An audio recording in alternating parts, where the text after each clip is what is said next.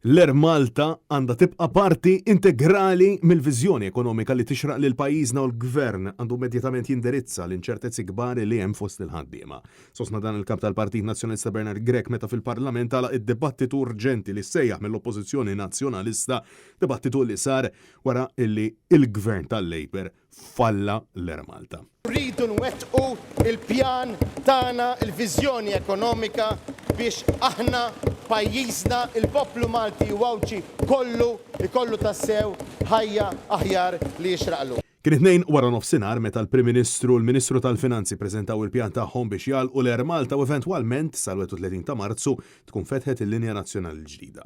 Fid-diskors tiegħu Bernard Grech insista li l-Gvern ta' Roberta Bela se jibqa' mfakkar fl-istorja bħala l-Gvern illi falla lill-Air Malta. Irridu lil dal-pajjiż intuh dak illi jixraqlu għaliex hekk biss jista' jkollna ħajja aħjar pajjiżna u mhux klixes u gideb kontinwament f'dawn l-aħħar 10 snin u nofs.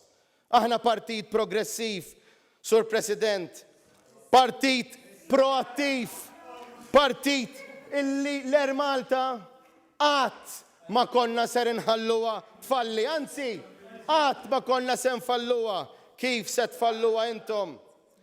U rridu li nħeġġu lil kulħadd minkejja illi aħna ma nafdawkomx, illi nħarsu l-qoddim biex il-linja nazzjonali l-ġdida jekk Alla jrid topera u topera b'suċċess. Il-kap tal-Partit Nazzjonalista saħaq illi l-Gvern tal-Labor ilu sajf sħiħ jigdeb u jinganna l-poplu Malti Wawċi bi skandlu wieħed wara ieħor tant illi issa mhux qed ilaħqu magħhom. Għaliex il-poplu m'għadux jafdakom?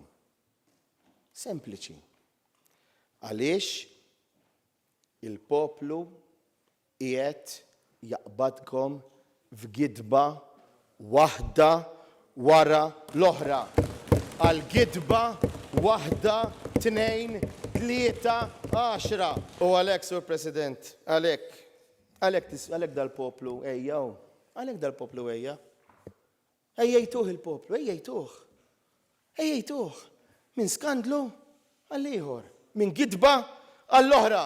Sta Bernard Grech ma waqafx biss mal-kritika dan għaliex kif spjegaw stess il-Partit Nazzjonalista għandu is-soluzzjonijiet għall-isfidi li l-poplu taħabbat wiċċu magħhom.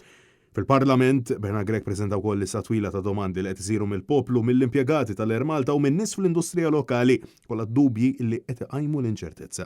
Ma filwaqt li tkellmu wkoll dwar in-nuqqas ta' sinsla li d-deputati tal-Gvern għandhom fil-konfront ta' ċertu deċiżjonijiet li jieħu l-Prim Ministru Roberta Bela bħalma seħ lura f'Lulju fil-każ ta' Jean Paul Sofija. Naf il-numru minnkom ma rittux illi tivvotaw kontra l-inkjesta pubblika imma ma kellkomx is-saħħa, ma kellkomx is-sinsla biex tiqfulu għax hekk kien sewwa.